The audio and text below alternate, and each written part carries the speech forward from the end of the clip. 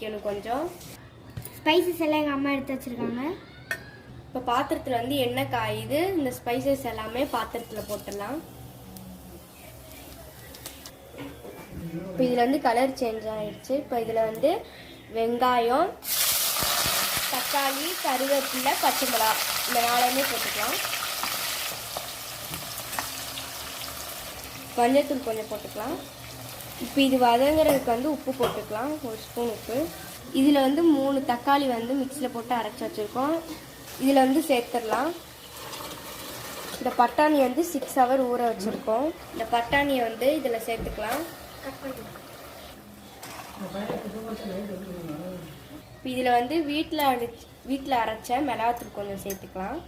இப்போ இதில் வந்து தண்ணியை ஊற்றிக்கலாம். தண்ணியை ஊற்றிட்டு இதை மூடிட்டு 3 விசில் வந்ததுக்கப்புறம் திறந்து அப்புறம் என்ன பண்ணுறதுன்னு காமிக்கலாம்.